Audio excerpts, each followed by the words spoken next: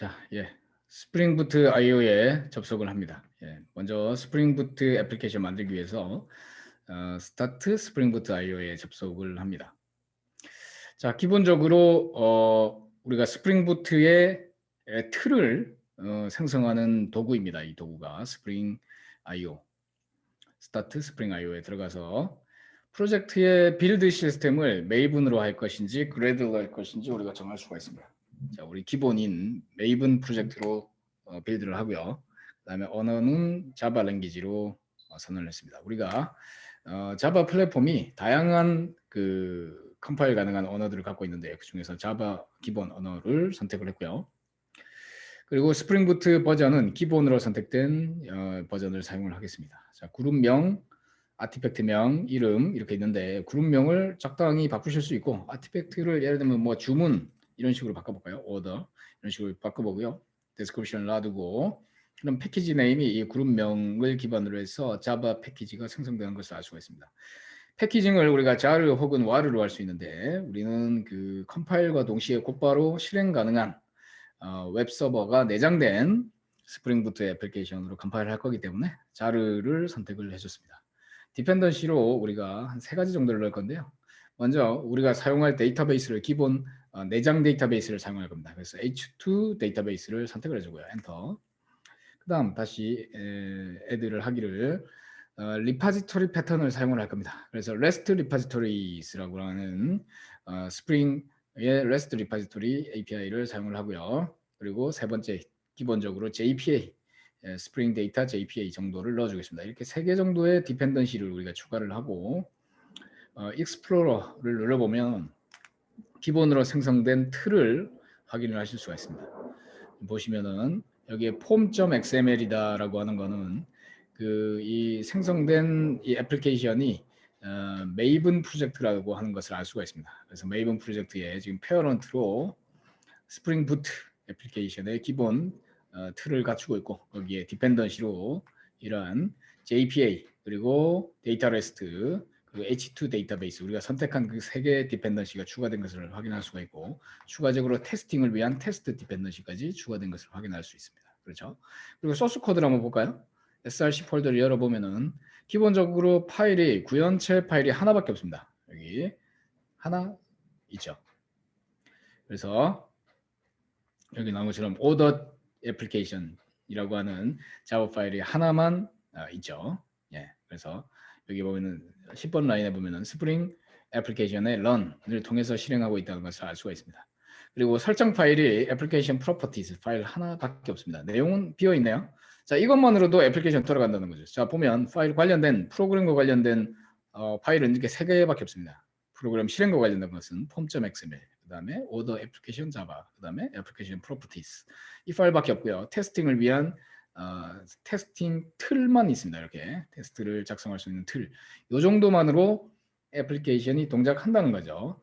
이것을 이제 다운로드 받아가지고 우리가 압축을 풀어서 뭔가 컴파일을 하고 실행할 수 있을 겁니다. 자, 틀이 이렇게 간단하죠. 이게 답니다. 자, 이것을 우리가 실제로 실행을 해보기 위해서 우리가 이러한 비슷한 틀을 이런 이벤트 스토밍을 통해서 이 코드를 생성을 해봤었습니다. 자, 여기에 접속을 하실 겁니다. 자, 이 파트의 랩을 선택을 하시면 지금과 같은 이러한 화면이 열리게 됩니다. 자, 초기에 실행을 시켰을 때, 저도 접속을 해볼게요.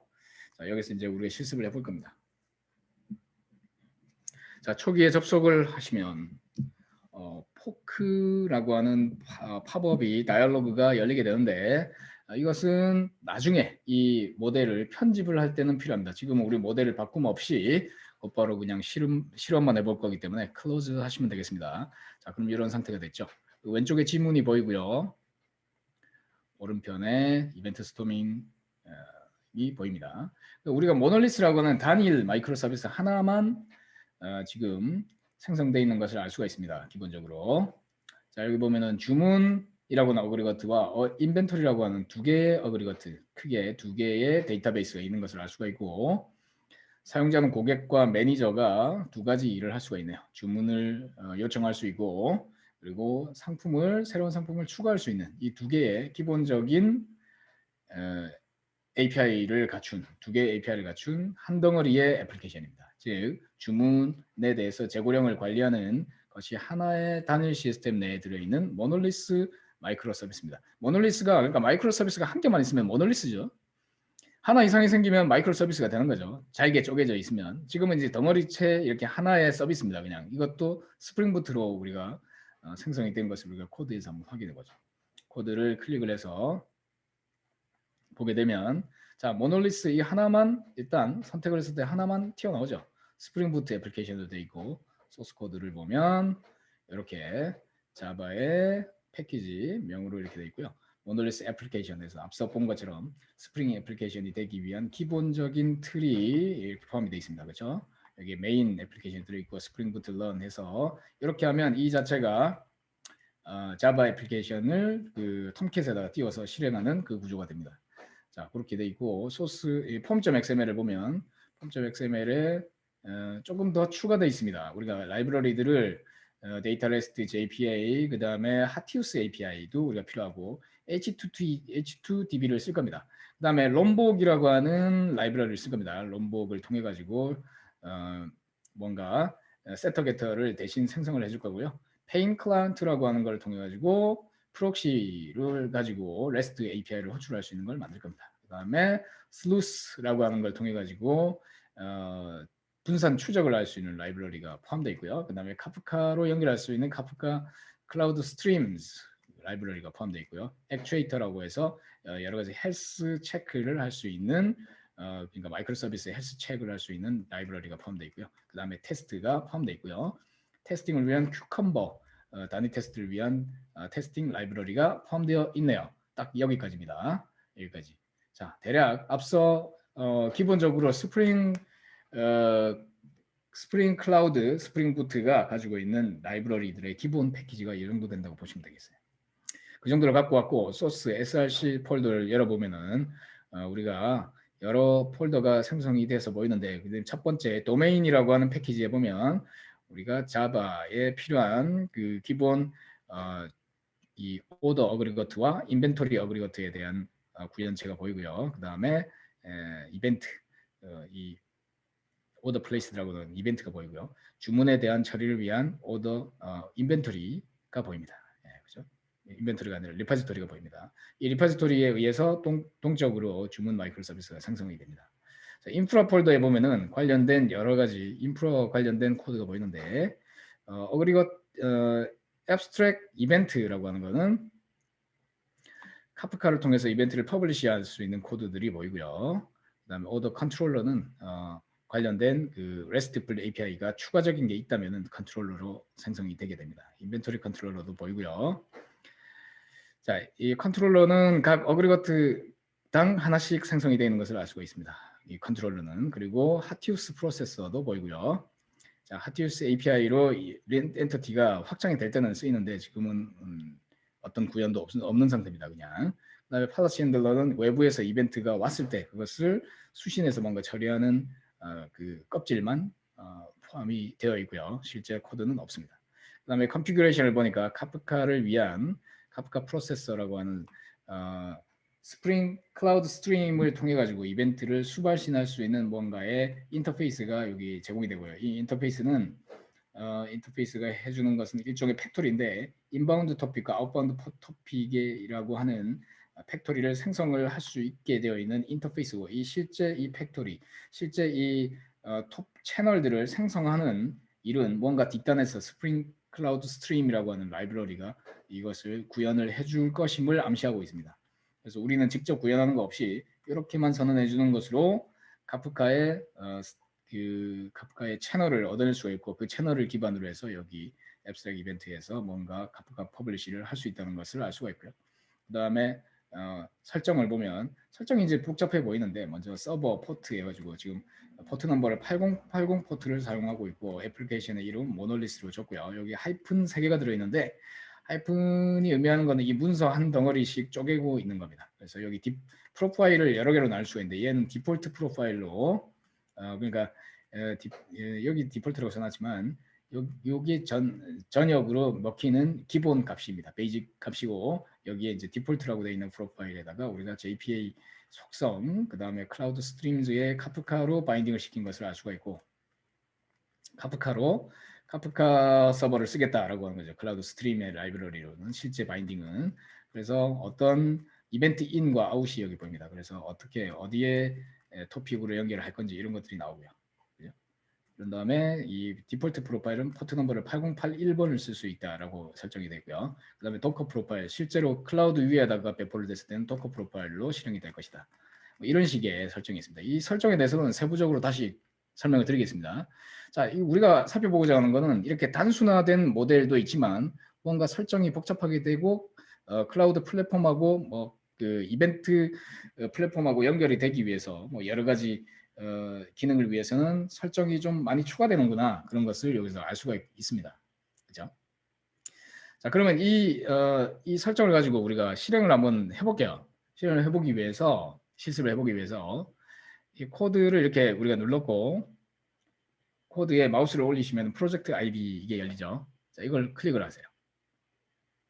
자, 그러면은 GitHub으로 연결을 할 수가 있습니다. Gitpad라고 하는 게 뜨고, 자, GitHub 로그인을 하셔야 됩니다. 말씀드렸다시피 GitHub 로그인으로 되어 있고, Continue with GitHub으로 로그인을 해주면 Gitpad라고 하는 VS 코드 온라인 서비스가 열립니다. VS 코드는 아시다시피 웹상에서 사용할 수 있는 그 마이크로소프트가 만든 ID 툴입니다. 그죠? 그래서 이것으로 이제 로그인을 해보시면, 자, 이 화면이 이렇게 열리면은, 자, 이 화면을 제가 이제 조금 작게 이렇게 띄우고 우측에다가 붙여놓고 실습을 한번 해볼게요. 왼쪽에 이 지문을 보면서 해야 되니까 여기다가 이렇게 올려놓고, 자, 처음에 이렇게 띄우면 뭐 여러 가지 getting started 뭐 이렇게 막 뜨는데 여기 일단 닫을게요. 좀 헷갈리니까 여기 닫고, 왼쪽에 익스플로러라고 하는 쪽이 이제 우리 뭐 로컬의 VS 코드를 만약에 설치해 보신 분들은 익숙하신 화면일 거예요. 자, 이번 랩은 그냥 기본적으로 이 툴 사용하는 거 정도를 이해하고 마이크로 서비스를 여기 이제 서비스가 올라왔는데 이걸 한번 실행해 보는 정도, 그 정도 간단하게 실습해 보는 겁니다. 여기 테스트 러너 자바 익스텐션 해가지고 뭔가 팝업들이 이렇게 뜨는데, 예를 들면 여기에 language support for 뭐 이런 게 뜨고, 여기 install and reload 뭐 이런 게 뜹니다. 그러면 would you like the extension reload window, 이거 인스톨하고 리로드 해주시기 바랍니다. 이거 왜 필요하냐면 이걸 해줘야만 우리가 자바에 대한 언어 지원을 받으실 수가 있어요. 언어 지원을. 여기 뭐 VS 코드 데스크톱을 쓰겠냐 이런 거는 그냥 닫아주세요. 이건 쓸 필요 없습니다. 만약 이게 데스크톱 버전으로 설치된 VS 코드하고 연결을 하려고 하면 이런 걸 하시는데 이건 필요가 없어요. 자, 요 정도 지금 했습니다. 요 정도. 이게 상태고요. 자, 이렇게 한 다음에 이 모놀리스라고 하는 이 폴더 안에 우리가 구현한 코드들이 이 안에 들어있을 겁니다. 열어보면은 도메인 폴더가 보이고 뭐 이런 식의 코드가 보이고요.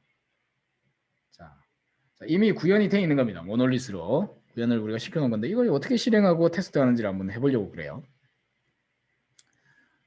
자, 이 모놀리스에 우클릭을 하시고 Open in Integrated Terminal, 여기 시키는 대로, 왼쪽에 시키는 대로 열어보면은 열리죠. 그 해당 위치에서 열립니다. 자, 혹은 여기 이 아이콘이 보이시죠? 이걸 클릭하면은 터미널, 이렇게 해서 뉴 터미널에서 터미널을 여셔도 됩니다. 그러면 터미널이 하나씩 추가되면서 여기 우측에 터미널들이 이렇게 탭으로 세로 배치로 이렇게 나옵니다. 열려있는 터미널 중에 마음에 안 드는 게 있으면 그냥 이렇게 삭제하시면 됩니다. 그리고 이 버튼을 눌러서 추가하실 수도 있고, 혹은 여기에 이 플러스 버튼을 눌러서 추가하셔도 됩니다. 이렇게 추가하셔도 되고요.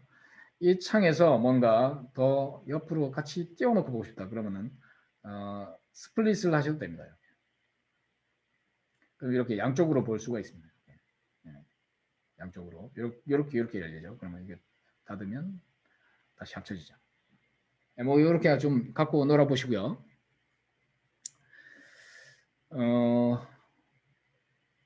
터미널을 이렇게 연 다음에 터미널을 일단 여기 작업 지시대로 모놀리스 밑에서 우리가 터미널을 열겠습니다. 자, 다시 해볼게요. 다시 모든 터미널 제가 닫았습니다. 닫고 여기 모놀리스라고 하는 이 폴더 여기에 우클릭을 하시고 오픈 인 인티그레이티드 터미널 이렇게 해주겠습니다. 자, 그러면 그 위치에서 시작을 하죠. CD 하지 않아도 그 위치에서 시작을 했습니다. 자, 그런 다음에 우리가 모든 메이븐 프로젝트, 모든 스프링 프로젝트는 MVN 스프링 boot run 이렇게 해주시면 됩니다. 이렇게 하면 컴파일과 실행이 됩니다. 대신에 중요한 것은 지금 현재 이 폴더 밑에, 즉 폴더 밑에 form.xml이 꼭 있어줘야만 실행이 됩니다. 네, 있어줘야만 실행이 됩니다. 여기 뭐 이렇게 뜨는데 다 닫을게요. 그런 다음에 실행을 시켜볼게요. 자, 이 깁하드라고 하는 서버가 미국에 있기 때문에 이 컴파일 상당히 빨리 될 겁니다. 이게 라이브러리를 상당히 빨리 받을 거예요. 컴파일이 상당히 빨리 될 거고 스프링이 곧바로 올라오죠. 자, 우리가 컴파일과 실행하는 데까지 다 해가지고 몇 초가 안 걸렸어요. 그죠? 그리고 8081번에 서비스가 열렸습니다. 오픈 브라우저 한번 해볼까요? 자, 에러서 보니까 이러한 서비스가 곧바로 열리는 것을 확인할 수가 있습니다. 인벤토리 오더라고 하는 2개의 그리고 프로파일이라고 하는 이 다 합쳐서 3개의 엔드포인트로 접근할 수 있는 뭔가 API가 열린 서비스이다라는 걸 알 수가 있죠. 그죠? 상당히 빨리 컴파일과 실행이 된다는 것을 알 수가 있습니다. 자, 마이크로 서비스는 어떻다? 매우 빠르게 동작하고 컴파일되고 실행되는 가벼운 몸집을 가져야 됩니다. 그래야 기민하게 우리 어떤 서비스의 확장이나 이런 데서 반응할 수가 있겠죠.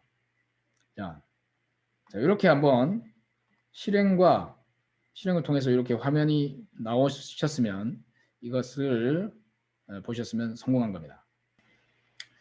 자, 그런 다음에 우리가 이 서비스 테스트를 위해 가지고 자, 이렇게 브라우저는 그냥 보기만 가능하죠. 보기만 가능하니까 브라우저에서 보는 거는 이거를 이제 우리가 테스트를 하기 위해서 이 서비스는 그대로 놔두셔야 돼요. 이 터미널을 컨트롤 C 하거나 하시면 이게 서비스가 내려가 버립니다. 이대로 두시고 이 플러스 버튼을 하나 누른 다음에 터미널 하나 더 여는 거죠. 열고 뭘 할 거냐면 HTTP라고 하는 툴을 써볼 겁니다. 엔터 그냥 넣어보면 커맨드 나파운드 이렇게 나오죠.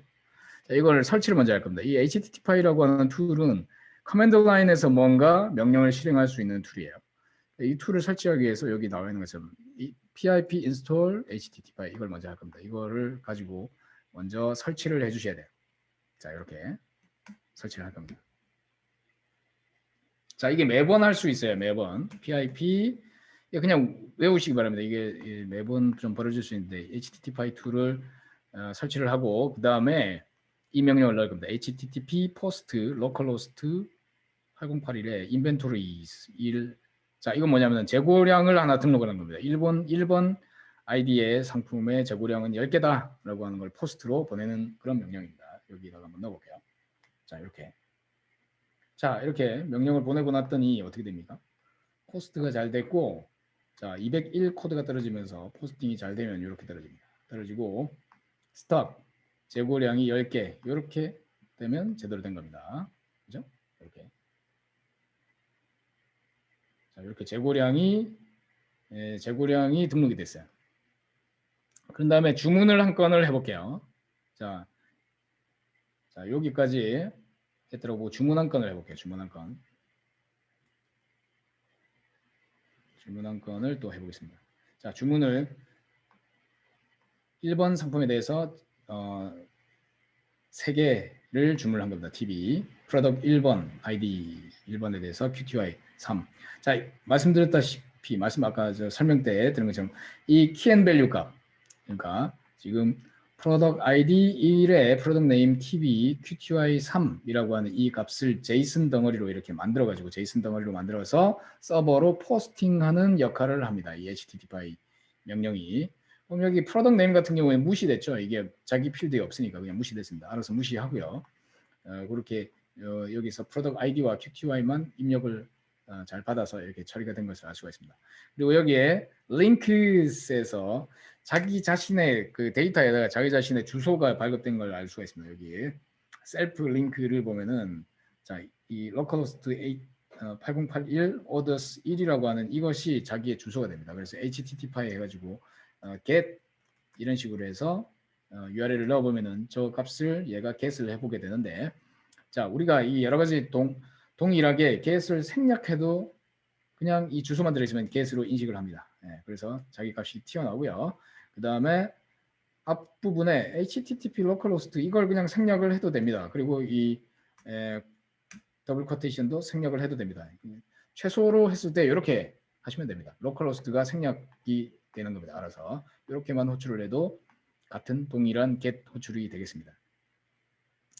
자, 재고량이 감소됐는지 한번 볼까요? 1번 주문에 대해 가지고 1번 상품에 대해서 재고량이 감소됐는지 한번 보겠습니다. 감소가 안 됐네요. 그죠? 자, 코드를 나중에 디버그를 통해서 왜 안 됐는지를 한번 살펴보도록 하겠습니다. 지금 10개 그대로 남아있죠.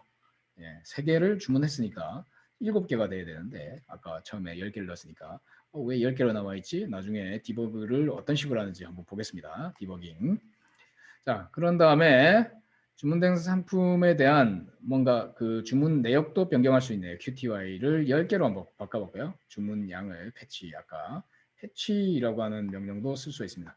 로컬호스트 8081번에 패치까지 할 수 있네요. 이렇게 해서 10개로 주문량을 변경하는 것도 한번 해봤습니다. 자, 여기까지 할 필요가 있죠. 코드를 이해하면서. 자, 이제는 디버깅을 해보겠습니다. 여기 IDE에서 디버깅. 자, 디버깅을 통해 가지고 기존 코드를 이해할 때도 사용할 수 있고 구현을 하실 때 문제를 추적할 때 꼭 필요한 기능이 되겠습니다.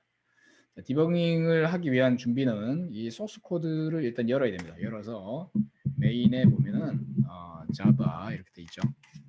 여기에 여러 코드가 나오는데 이 중에서 우리가 모놀리스 application.java 이렇게 application.java 를 클릭을 하면 여기에 15와 16번 라인 사이에 run debug 이렇게 뜨시나요?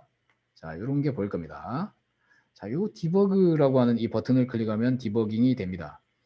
이때 이 메인 함수의 첫 번째 라인 17번 라인에다가 브레이크포인트라고 하는 게 있어야만 디버깅의 의미가 있어요. 여기서 우리는 라인 디버깅이라고 해서 한 라인 한 라인 잘 애플리케이션이 실행되는지를 우리가 살펴볼 수가 있습니다. 여기서 디버그라고 하는 버튼을 이제 한번 클릭을 해볼게요.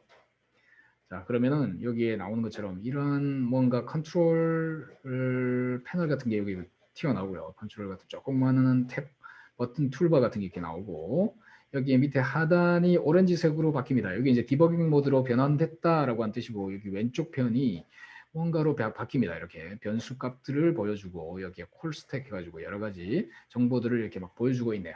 그래서 그리고 우리가 설정한 그 브레이크 포인트에 실행 파트가 멈춰 있는 것을 확인할 수 있습니다.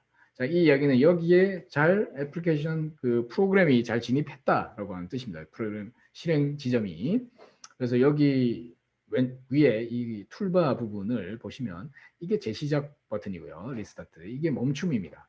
자, 그 다음에 여기 continue라고 하는 게 있습니다. continue. 요 continue. 얘는 지금 여기서 나는 잘 동작한 거 확인했으니까 오케이. 다음으로 그냥 쭉 계속 가라고 하는 뜻입니다. 그 다음에 이거는 한 단계 라인 바이 라인으로 실행하겠다라고 하는 게 스텝 오버가 되겠습니다. 이거는 해당 프로그램 만약에 메서드나 펑션이 있다 그럼 펑션 안쪽으로 들어가라고 하는 뜻이고 이건 펑션 바깥까지 나가는 것까지 그냥 실행을 해 그런 뜻이 되겠습니다. 우리는 이 컨티뉴 버튼을 그냥 눌러서 실행을 그냥 쭉 보내볼게요. 자, 보냈더니 여기 로그에 어떻게 됩니까? 스프링 로그가 쭉 뜨면서 이 부분이 실행되어야 톰캣이 뜨는구나. 프로그램 스프링 애플리케이션이 시작이 되는 그 지점이 이 부분이구나 하는 것을 확인을 해봤습니다. 그래서 17번 라인의 디버그 브레이크 포인트는 다시 제거를 해도 상관이 없겠네요. 자, 제가 이렇게 실행을 했는데 뭐 이상한 게 뜨죠? 뭐가 떴습니까? Application failed to start 떴습니다. 자, 이게 무슨 오류일까요? 예. 자, 8081번을 이미 쓰고 있기 때문에 포트가 충돌이 났다라고 하는 뜻입니다. 자, 우리는 애플리케이션에 이미 모놀리스라고 하는 여기다 엄연히 띄워놨어요. 애플리케이션을 여기다가. 뭘로? 메이븐으로. 실행을 해놓은 상태에서 디버그를 또 하려고 하니까 포트를 중복해서 쓰는 상황이 됐어요. 우리가 네트워크 애플리케이션들은 포트라는 걸 점유하게 돼 있죠. 상당히 많은 수의 포트를 갖고 있는데 그 중에서 포트 넘버가 겹쳐버리면 충돌이 나게 됩니다. 그래서 기존에 띄워놨던 이것을 이 삭제 버튼을 눌러서 키를 하겠습니다. 키를 하고 자 그러면 깔끔하게 여기 실행 뭐 테스트를 위한 배시 하나 떠 있고 그 다음에 디버깅 여기에 떠 있는 상태가 됐죠. 그 다음에 다시 Run and Debug를 클릭하거나 아까 했듯이 여기에 이 버튼 디버그 버튼 다시 클릭해 주시면 되겠습니다. 그러면 다시 디버그가 실행이 되면서 이제는 제가 이 17번 라인, 18번 라인, 17번 라인을 해제를 해놨기 때문에 쭉 곧바로 애플리케이션에 올라오는 것을 확인할 수 있고 디버그 모드를 통해서 서비스가 올라오는 것을 확인을 할 수가 있습니다. 자, 그런 다음에 자 여기다가 이제 디버그 포인트를 여기다가 걸어보겠습니다. order.java라고 하는 파일을 한번 찾아볼게요. 이걸 찾기 위해서 저는 커맨드 P를 눌러서 위에 서치 박스에다가 바로 order.java 이렇게 넣으면 곧바로 이렇게 막 찾아주는 기능도 있습니다. 이렇게 해서 찾으셔도 괜찮아요. 여기서 이렇게 찾아서 해도 되고 일일이 찾아서 해도 되고 여기서 이렇게 찾아도 됩니다. 자, 그냥 컨트롤 P, 맥인 경우에는 커맨드 P 해가지고 단축키로 이렇게 찾으셔도 되겠습니다. 그러면 order라고 하는 엔터티가 이렇게 열렸죠. 엔터티. 자, 이건 어그리거트라고 하는 걸 알 수가 있습니다. order, 주문에 대한 내역을 입력받을 수 있게끔 만들어져 있는 어그리거트네요. 그래서 이런 필드 선언들이 이렇게 보이고요. 엔터티라고 선언이 되어 있습니다. 그래서 이게 데이터를 입력받을 수 있는 데이터베이스 역할도 하는 뭔가 껍데기 객체구나 라고 하는 걸 알 수가 있고 자 여기에 on post persist 이 부분이 보이죠. on post persist라고 하는 부분이 보입니다. 이 부분에 28번 라인 그죠? 여기에 코드가 약간 다른데 28번 라인에 디버그를 딱 걸어볼게요. 28번 라인 우리가 하고자 하는 것은 on post persist 부분입니다. 그래서 이 코드는 달라도 상관이 없어요. 자, 이 부분에 보니까 인벤토리 서비스에 디크리즈 스톡을 호출하도록 뭔가 돼 있네요. 그죠? 네, 스톡을 호출하도록 되어 있고 자, 아까 재고량이 수정이 됐어야 되는데 업데이트가 됐어야 되는데 이 부분이 제대로 안 됐나? 라고 하는 걸 추적할 수 있겠군요. 이걸 가지고 인벤토리 서비스를 찾아서 디크리즈 스톡을 가게 그렇게 돼 있고 그죠? 그러면 여기 코드를 읽어보면 인벤토리 서비스를 호출을 해서 인벤토리 서비스가 뭔지 보니까 인벤토리 서비스라고 하는 뭔가 구현체를 찾아내도록 그렇게 돼 있네요. 그래서 인벤토리 서비스를 여기서 보니까 인벤토리 서비스 인풋이라고 하는 게 그 구현체인 것 같아요. 그럼 여기에 디크리즈 스톡이라고 하는 23번 라인 여기도 디버그를 찍을 수가 있겠네요. 그래서 find by id 해가지고 넘어온 id 값으로 값을 디크리즈 스톡이라고 하는 것을 인벤토리 쪽으로 호출을 하도록 되어 있고 인벤토리를 찾아보니까 인벤토리 안에 디크리즈 스톡은 현재 get 스톡에다가 set 스톡 해가지고 재고량만큼 지금 주문 들어온 주문량만큼을 재고량을 감소시키는 코드가 어찌됐든 작성이 되어 있네요. 자, 우리가 확인할 건 여기만 일단 할 겁니다. 여기 지문에 나온 것처럼 여기만 디버그를 찍을 텐데 저는 여러 군데 한번 찍어봤습니다. 여러분들은 여기만 디버그를 찍으셔도 상관이 없습니다. 자, 이렇게 한 다음에 자, 이 디버그 라인에 찍히게 여기서 프로그램이 멈추게 하려면 어떻게 해야 될까요? 예, 주문을 넣어보면 됩니다. 멈추게 하려면 주문 하나를 걸었을 때 여기 post persist 즉 여기 보면 order라고 하는 이 어그리거트가 데이터베이스 역할을 한다고 그랬죠.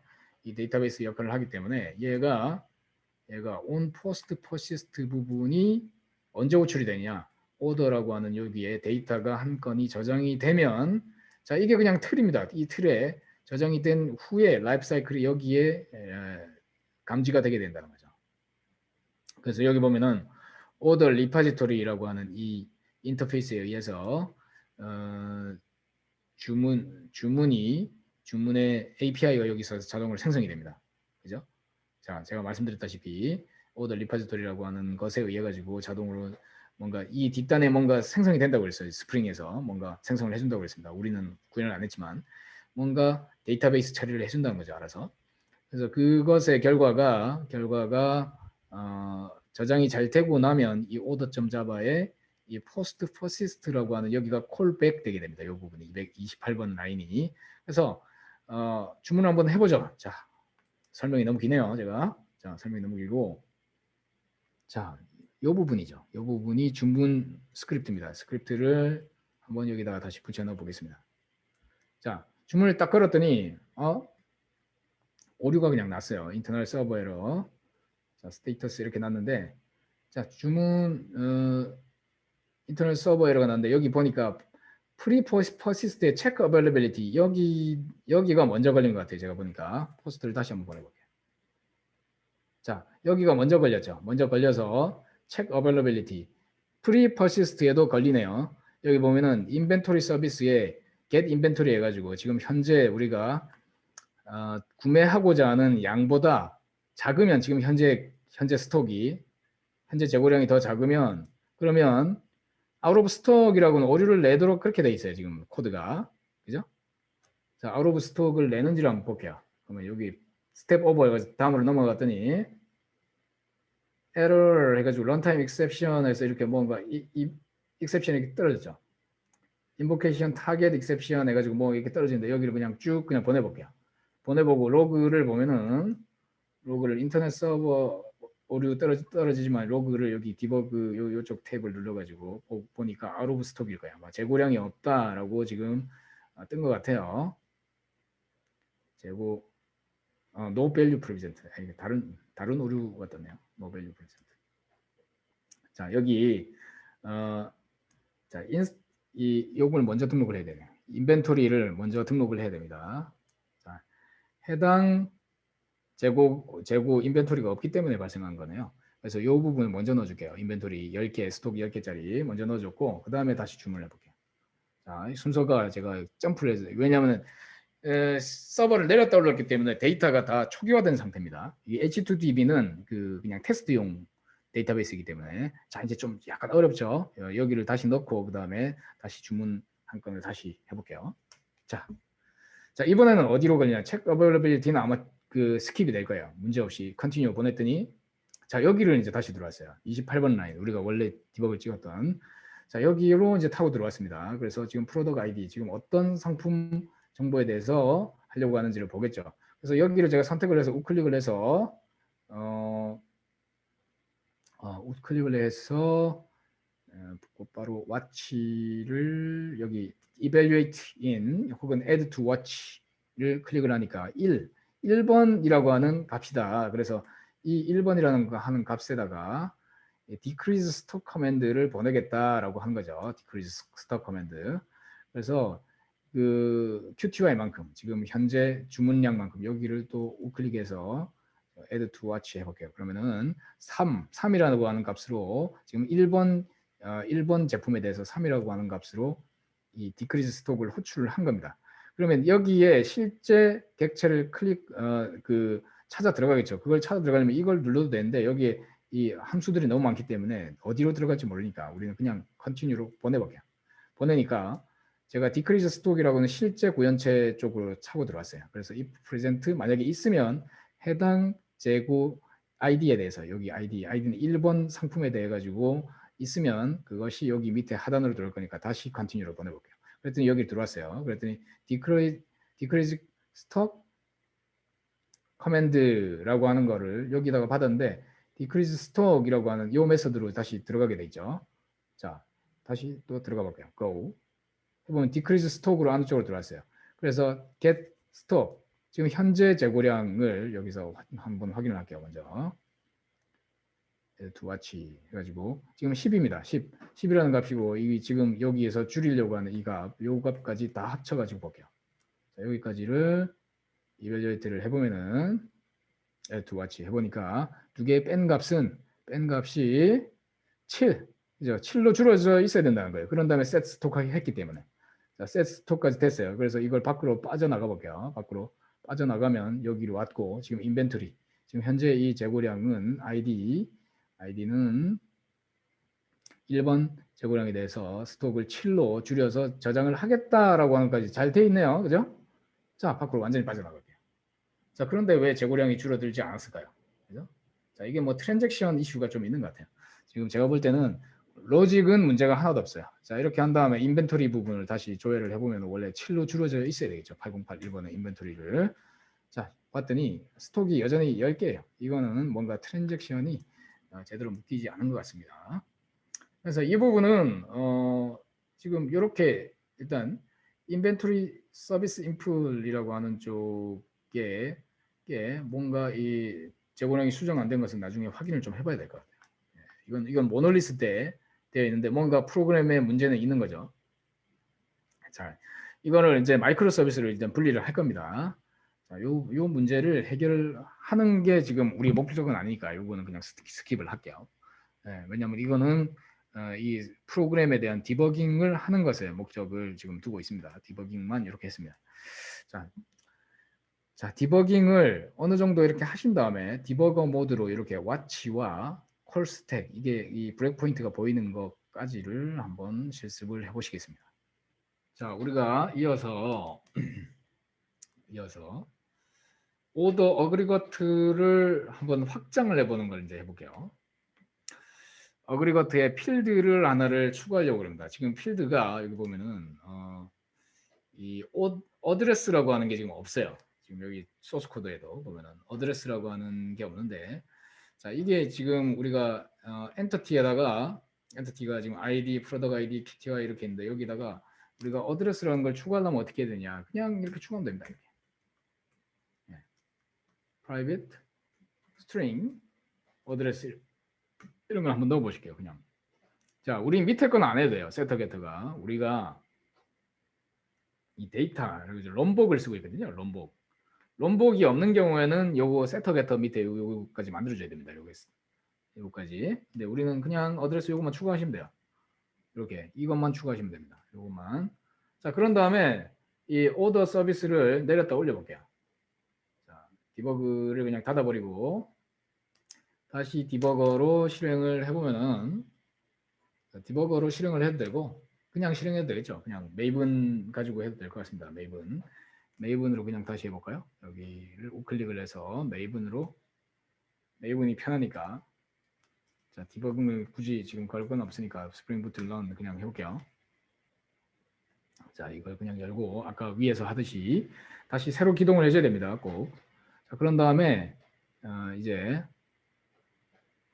자, 어드레스를 추가해가지고 이제 마이 홈 해가지고 이렇게 추가된 걸로 해가지고 이렇게 이 부분을 추가해서 HTTP 파일을 호출을 해볼게요.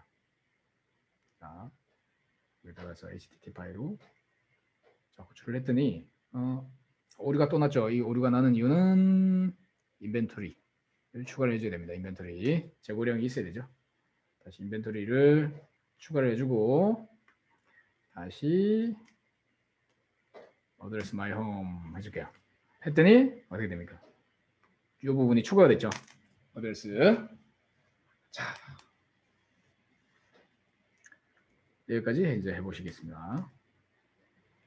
자, 여기서 알 수 있는 건 그냥 엄청 쉽다는 거예요. 쉽다. 이게 스프링 부트 프레임워크가 이 도메인 드리븐 디자인하고 잘 연결이 되어 있기 때문에 우리 어그리거트만 추가해 주는 것으로 API가 이렇게 막 열리고 프로퍼티가 추가되고 CRUD가 되고 이게 다 된다는 거예요. 기본적으로 틀이 그냥 잘 만들어져 있다는 걸 이해를 하시는 겁니다. 자, 그래서 이 애플리케이션을 이렇게 일단은 스프링 부트로 이렇게 쉽게 만들 수 있구나. 리파지터리라고 하는 걸 가지고 이렇게 만들 수 있다라고 하는 것까지 알아봤고요. 단위 마이크로 서비스를 이렇게 한번 만들어봤습니다. 자, 우리가 퀴즈를 한번 풀어볼까요? 자, 스프링 부트 클라우드에 대한 설명 중 옳은 것은 어떤 걸까요? 자, 1번, 2번, 3번, 4번, 5번 있습니다. 자, WAS가 필요 없이 자체로서 웹서버 기능을 포함한다. 구성의 단순성을 위해서 복잡한 설정을 최대한 배제했다. 마이크로 서비스 구현을 하기 위해 용이한 디자인 패턴들을 다양하게 제공하고 있다. 자, 옳은 것은 어떤 것인가요? 4번이 정답이 되겠습니다.